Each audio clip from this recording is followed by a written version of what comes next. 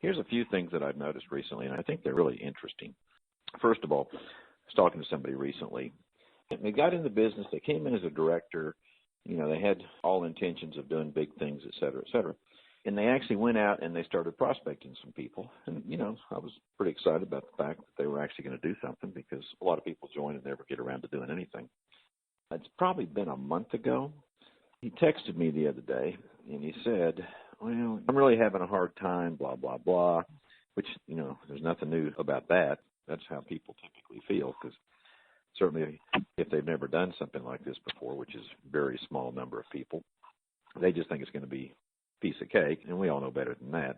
But he mentioned that, I've got these 3 or 4 people, and I've tried to talk to them, and they're just not returning their calls or whatever. Well, here's the deal.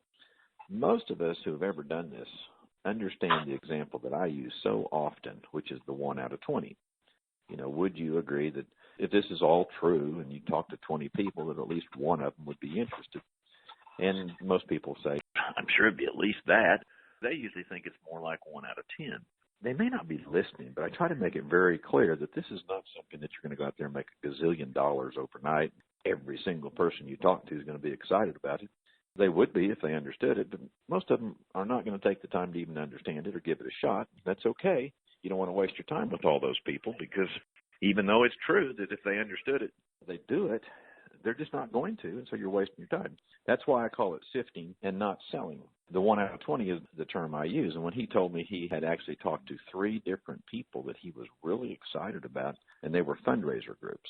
And a couple of them hadn't returned his call, and the other one had basically said that they weren't going to do it. And he was frustrated, almost to the point of, I guess this isn't going to work type thing. And I'm thinking, oh, my gosh, I gave you this example when you came in, that if you talk to one person a day, 5 days a week for a year, and you guys can do that math, this is what you'll have. And after he's talked to 3 people, he's frustrated, and that frustrates me. What happened to that agreement that we had, that if you did this just continuously, not having any feelings one way or the other, whether they got in or not, if you'll just go with the numbers, this thing will work. And here you are after talking to 3 people, and you're already kind of leaning in the direction that it's not going to work. Most of us who have done this, we know that. That does not mean we won't be disappointed. Of course we'll be disappointed, because those were the 3 big ones, the ones we just knew were going to happen. But it doesn't change the numbers. It doesn't change the fact that if he goes out and talks to 17 more, I can assure you the likelihood is he's going to find one out of that, which goes right back to the 1 out of 20. I just like to point out to everybody that it is a sifting thing. It is not a selling deal. If a person's going to get in the business and give it a shot and go talk to 2 or 3 people, and if it works, wonderful, and if it doesn't work, I'm out of here, they could really save some time, energy, and money if they just never started, because even if those 2 or 3 people do something, the likelihood that those 2 or 3 people are going to go do something themselves, and then the next level and the next level, et cetera, is so unlikely that they're just not going to have success. So I just love to be clear with people right up front. This is what it's going to take. You're just going to have to talk to whole lots of people, do a lot of sifting, and you're going to have to find those people. And the way you're going to do that is by taking a heck of a lot of no's. And if you're willing to do that, you're going to be well rewarded for it. And if you're not willing to do that, there's really no reason to get started. I like to tell people that right up front. That isn't selling. Selling is when you're promising them the moon, telling them it's going to be easier than it's really going to be. I tend to lean the other direction just because I just love to underpromise and overdeliver, which means if their numbers happen to be 1 out of 10, which is what they think they'll be, they're pleased. They bought in at 1 out of 20. If it's 1 out of 10, that's awesome. So I'm just trying to be very clear with the people on this call that it is a sifting game. You do have to talk to lots of people. Maybe your first 3 are going to be dynamite people, but if you're going to get your 4th one, it may be a long dry spell before you get it, because it's still going to work out to whatever your numbers are. Hopefully that's very clear. This is a sifting game of consistency, of just continually reaching out to people. Now, I got a lot of things to say about the continual reaching out. Another one I was talking to the other day, and this is relative to our fundraising program, and he's a school administrator. He was telling me, he said, I presented that to some different people in the organization, and they made the determination, and I'm not saying this to make anybody negative, I'm just trying to make sure it's clear, and they determined that they just didn't think that they could sell a $20 vitamin. Whether it's reasonable for him to feel like our vitamin isn't worth $20 or not, It's okay. I mean, I think you could have that conversation with somebody because they might be able to buy Flintstones for $8 at Walmart, and that might be what they're comparing them to. So I can see how he might say it's expensive for a vitamin because I can buy one a day for this. But it didn't make one bit of sense to me when he says, I think that it's too expensive of a vitamin for a fundraiser, when the last fundraiser they did was a $20 box of popcorn. How are you ever going to convince me that our vitamin isn't worth $20, but a $5 box of popcorn is worth $20, or 5 candy bars is worth $20? And, I often make the comparison that when somebody contributes to your organization, most of them are not looking for what you're selling. They're just contributing to the organization. And when they contribute, you could almost do the exact same thing and not even have a product. Don't know that it'd be legal. Maybe it is. You could almost get the same number of people to contribute $20 to your cause if they got nothing. So how in the world are you going to convince me that a seriously valuable, high-quality vitamin like ours is not worth $20 when they can sell popcorn? It just doesn't make any sense to me.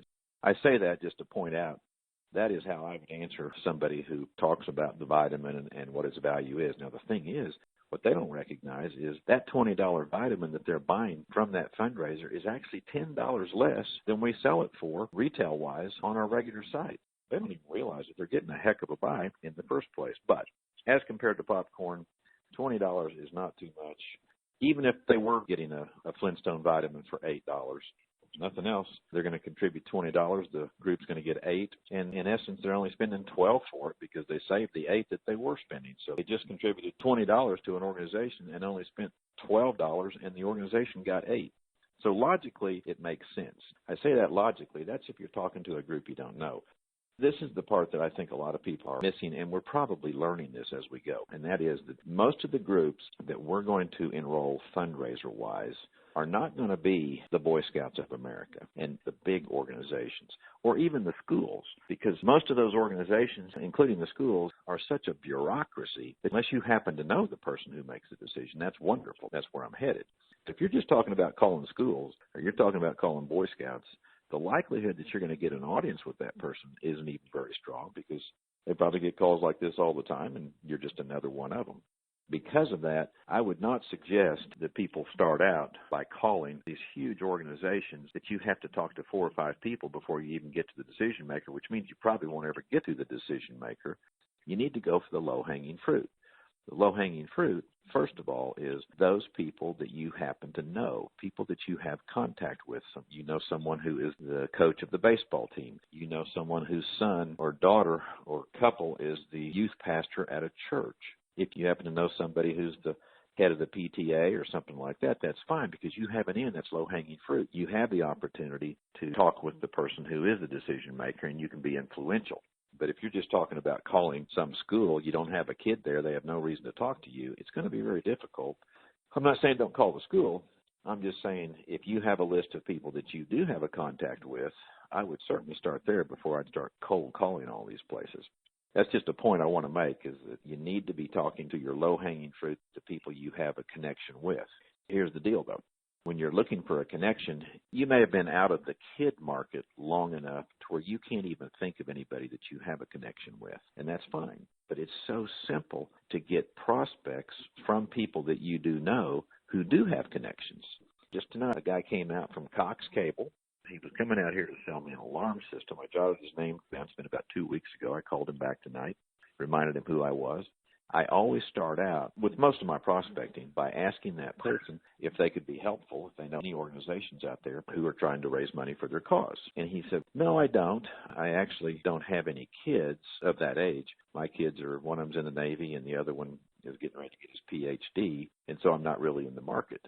I swear I did not hesitate for 5 seconds when he turned around and said, now, wait a minute. You probably need to call Bob, because Cox Cable does a lot of helping of different organizations, and Bob could probably get you lined out with the right person. Here we are. I'm talking to this guy. I go down the path of fundraisers, opens up the door, makes him feel comfortable, doesn't know me from Adam other than the fact that he was at my home one evening, and he's sitting there giving me prospects, and he's warming it up. Now, I don't know the guy at Cox Cable, but when I mention his name to Bob, and then tell Bob about it, this guy warmed it up for Bob, and then Bob listens to it, and he sends me to the next guy. it's going up that chain of command that is warm. It's a lot warmer than if I were just to call that guy out of the blue. That's just another caller ID number. It's so easy. I can't believe how easy it is to get names of people. Now, when I say it's easy, it's not as easy as laying on the couch. I agree. But it's so much easier than your typical network marketing. And here's what I mean by that. We are network marketing. Okay, so that is what we do. But we've got a real twist on it. Typical network marketing, if you're going to get a prospect from somebody else, first of all, a person is nervous about calling about network marketing. And the reason they're nervous is real simple. They're afraid the guy's going to say, oh, is this another one of those deals? And I understand that. I mean, that's exactly what people do. Some of us are better at that than others, and some of us are thicker skinned than others. But that is what people are afraid of. And then after you do call that person and say, hey, how would you like to make some money? I just got involved with this new dynamite company, blah, blah, blah, and they shoot you down, then you get depressed. I understand. But if you are the type person who is bold enough to say, this product that we have, and this is typical network marketing, we have this product, it's awesome, it's wonderful, it's going to cure this, it's going to cure that, your cholesterol is going to go down, and you're going to live to be 150 years old, and all the promises that people make when they do that, what they're trying to do then is they're trying to sell that person a product. Okay, fine. That'll make you $6 or whatever. And then they ask, do you know anybody who might be interested in, and they'll either go down the path of this particular product that I just told you about, or do you know someone who might be interested in the business? Well, I can assure you, most people, after you've told them your deal, whatever you told them, if they are not interested in what you just told them, either be that the business or the product, they're just unlikely to give you a name of a friend of theirs and let you onto that person, just like when somebody comes to your house and tries to sell you a Kirby vacuum cleaner, and they dump a little dirt on the front carpet and they sweep it all up and they do all these wonderful things. When they ask you for a referral, you really don't want to give them a referral yourself because you don't want to sick this guy on your friend. Oh, that's how they feel. They're just not going to do that. I mean, they can, they might, and I'm not saying you should never do that, but I'm just saying the odds are not strong that you're going to get a good prospect out of that. All of that said, that's exactly how people feel, and so that's why I feel like we're so different because, yes, we are a network marketing company. We have a 30-level payout. The comp plan itself is going to be in the 30-level payout. The fundraiser part of it, that's not our comp plan. That's just a little subset of our comp plan in the retail business. But the comp plan is 30 levels. It's massive numbers of people and massive amounts of money that you can possibly make after you've got it rolling, but not unless you actually get the thing going. So we are network marketing that way, but we accumulate those people in a different way. We don't accumulate them by overpromising what our comp plan will do or overpromising what our product is. We accumulate them by using the fundraiser concept to accumulate people. If a person wanted to, they could just do the retail fundraiser side of it and get paid 5 levels deep. If that's all they want to do, that's fine. And if they'll just be clear with me and say that's what I want to do, I'll teach them exactly how to do that. But most of the people I talk to want to build a large business. So we use the fundraiser concept to get the interest of the distributor up to where they are more likely to join our business, which is the 30-level payout. So when you prospect somebody, instead of saying, hey, how would you like to get rich? Or, hey, you look sick, you should try our product, which I guess that's pretty short, but that's basically what's going on. We actually go down the fundraiser path. Let's go back to the guy I was talking to tonight. All I asked him about, didn't know me from Adam, except that he'd met me in my home a couple of weeks ago. Asked him if he had any idea of any fundraiser groups out there that might be interested in raising some money. Now, right off the bat, he's not thinking network marketing. He's thinking fundraising. That's totally different. So he's sitting there scratching his head. He said, no, I don't think I know anybody. My kids are old, blah, blah, blah. No, wait a minute. And so he gave me a contact. Now think of that as compared to the Kirby example I gave you a little bit ago. Almost everybody gives you a referral here because they don't see it as network marketing. They see it as, who do I know that might be able to use your service? Just plain and simple. And so he went down that path, and a lot of people have gone down that path. And when I present it that way, I was making the point earlier that you can never run out of prospects, because when you do prospect people now and you use that method of prospecting, they will give you referrals. And as long as you're jotting down those referrals, and you ask that question first and they're giving you those suggestions, you're actually accumulating referrals faster than you're calling your prospects. So you'll always have people to call because that's what you led with. And now that you've led with that, no matter what they say, If they say, yes, absolutely, my gosh, I'm the coach of this, and my wife does this, and my cousin's that, and my son's the youth pastor, and, all that kind of stuff. Once he starts giving you those referrals, then is the time to hit him up with, hey, I really appreciate that, and I think it's a really cool system. You've probably already explained the system to him. By the way, do you ever do anything on the side to make some money? Would you be interested in helping us find those people who do need to make some money and getting paid for it? I've yet to have anybody say no. They all say yes, but I usually follow up afterwards because I want to get their prospects' names first, and then I follow up with, we can make some money. Now, this guy tonight, he basically said no, he doesn't have any contacts except I might want to call this one person. But after that was done, I said, oh, by the way, and I went down the path of, do you ever do anything on the side? And, we're trying to find groups. You probably know there's a zillion of them out there. And, of course, they just buy in automatically. It's like, oh, yeah, I know there's a zillion of them out there. I don't happen to be in the market anymore. My kids are way past that point. But there's certainly a lot of them. I've done those before. My kids did them, and there's a zillion kids out there doing it. They're actually talking themselves into it as I'm just listening to them. And as they talk themselves into it, then when I say, hey, would you be interested in making some money, giving this information to some of those people that you just mentioned, almost every time they say, yeah, that's interesting. I'd like to know more. I just tell them what they want to know on the phone, send them to my website, and some are going to do it. Some of them aren't. That's back to the 1 out of 20 thing. But what I'm trying to point out is it's true that it's sifting in the same way that any kind of network marketing is sifting. This is so much easier to sift because the presentation is so much easier to get people to listen, and you can get prospects so much easier because they're trying to help you out before they even know why you called.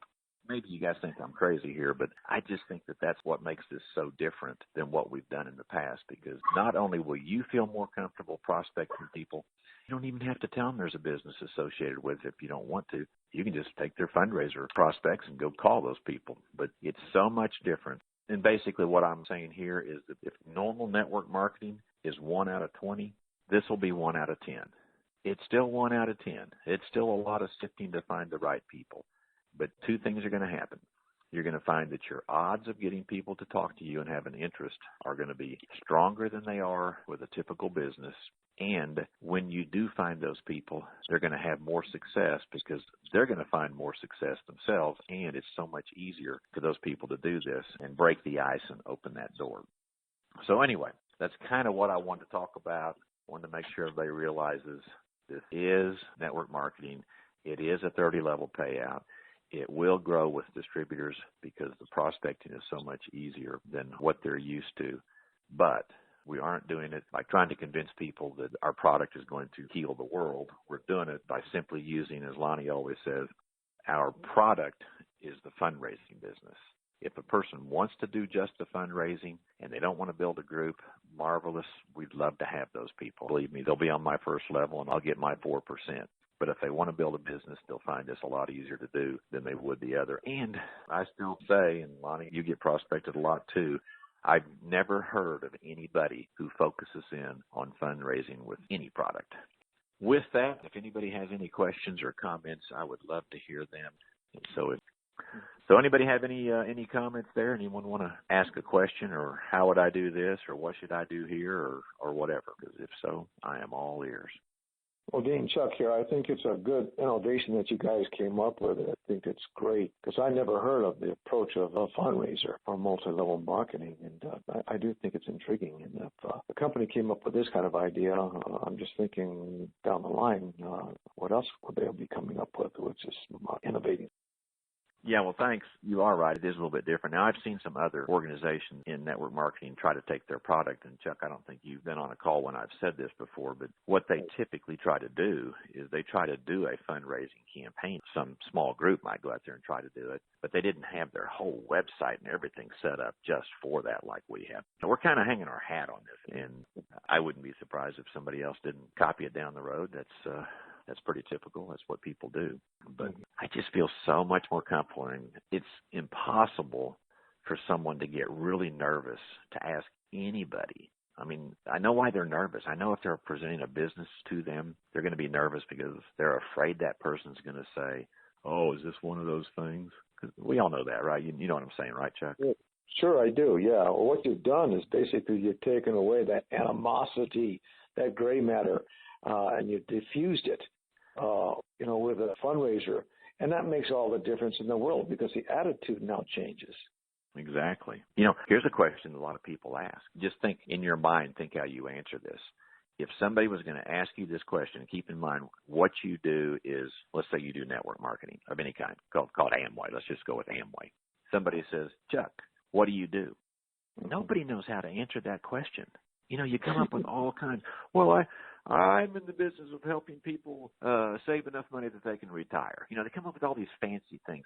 And I promise you, if you're talking to a seasoned person who's done stuff before, they're thinking, oh, you do network marketing. I mean, you just can't be clever enough to get around that. No? That's right. Yes. And here's their answer. Oh, I'm involved with a group of people who help nonprofit organizations raise money for their cause. Now, how easy is that? And nobody has to be embarrassed about saying that. And yes. I promise, if you had 10 people ask you what you do and you just answered it like that, was totally honest, some of those people are going to say, really, my kid's this, my uncle that. You just know it's going to happen. And if they don't volunteer that, it's so simple just to say, I'm in the business of helping nonprofit organizations raise money, and we're always looking for people that we can help. You know anybody who might be interested? That is a very comfortable thing to say. And you never have to tell them you were in network marketing. You don't have to tell them that. If they just say no, you say, well, have a good day. Yeah, or you could say, do you know anyone who might be interested in taking on something where they could make some extra money helping nonprofits raise money, like I'm doing? That's a pretty simple thing. And it still doesn't sound like network marketing. And more often than not, especially if they're the right person, their answer is going to be, yeah, me. I just think it makes it, as you described with maybe a different word, it just makes it so much more comfortable for people. As long as you're jotting down the names of the ones they're giving you, even if they don't want to do it, you still got 2 or 3 more names. Yeah, you ought to call my son's coach on his baseball team or whatever. It's just so much easier to do. Anyway, enough of me. But thank you, Chuck. I appreciate those comments. I think it was a great reminder, Dean, to stick with, those we know in the beginning.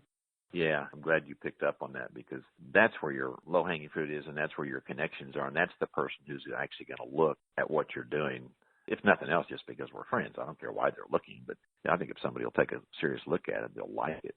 But, yeah, you need to go with the people you know, or at least the people that you know that know somebody else, some kind of a warming up effect. I think if people just go out there and start calling cold, they might get discouraged and think it won't work.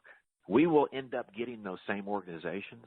We'll get the same organizations that people want to reach out to, but the way we're going to get them is because I called Bob, who then gave me the name of Sue, and then Sue got Peter involved, and then he got Sally involved, and Sally's husband happens to be the head of the fundraising department of something big. That's how it's going to happen, not because we called Sally's husband initially. We'll get to them. It just takes longer than just calling the Boy Scouts of America or the Baptist Church Convention. You just can't do that right now. But somebody's going to know that person, I promise. So anyway, anybody else? No, Dean, you did an excellent job. I appreciate it. Well, thank you. And I will remind you, as I always like to wrap up with the bottom line. If you're talking to the right person, they'll see this, and they'll give us the opportunity to show it to them. If you're talking to the wrong person, you can't say enough right things to get the wrong person in, but you can't say enough wrong things to keep the right person out. So the job is not to try to remember everything I talked about tonight. It's to simply say, hey, are you interested in making some extra money? And, however you get there through the fundraiser or whatever, and they say, oh, absolutely, I'm always looking for somewhere to put some extra money in the account, blah, blah, blah. Tell me more. You don't have to tell them more. You don't have to tell them anything except for, listen, let me get somebody on the line who can answer all your questions. And please do me a favor. I love it when people do this. Please do me a favor. Ask the really hard questions, because if you can figure out some reason that this thing won't work, I want to know about it before I waste a bunch of time. All of a sudden, their chest all puffs up like, okay, by golly, I'll find some glitches in this thing. I'll get on the phone with this guy, Dean, and I'll figure out what's going on. I'll show you that this isn't what you think it is. And so then they get on the phone. I love it when they're doing that. If they're just giving me a bunch of bull and they really don't want to do it, it sounds stupid. Well, an example of that would be if they said something like, well, this sounds like a lot of work. Well, they're going to be surprised because my answer to that is, well, it is. That's right. I mean, it is. It's work. Why in the world would you think that we would waste our time getting on the phone to try to convince you that you can make $10,000 a month every month the rest of your life and it doesn't take any work. Because if that's the kind of person you are, you need to call somebody different, because I got lots of people I could be talking to, and this is probably not something for you. You know, that's how I would answer the question. And I don't mean to be rude. I just mean to be honest and direct. And usually that kind of hits them over the head. And more often than not, they appreciate the fact that I told them that, because they're so used to talking to somebody whose answer is something more like, oh, no, it's no work at all. This is a piece of cake. All you got to do is spend 2 minutes a day. And if you'll give me your list, I'll call every one of them, and they'll all get in, and you'll make blah, blah, blah, blah. That's what they're so used to, and they're refreshed by the fact that somebody finally admitted what it really was. Your job is to get them on the phone. I promise to be very honest and direct with them. If they're a fit, they'll love it. And if they're not, we won't waste a bunch of their time. All right, gang. Hey, I appreciate you being on the call tonight. Think about some of that stuff and see what you can do, and let's do some three-way calls.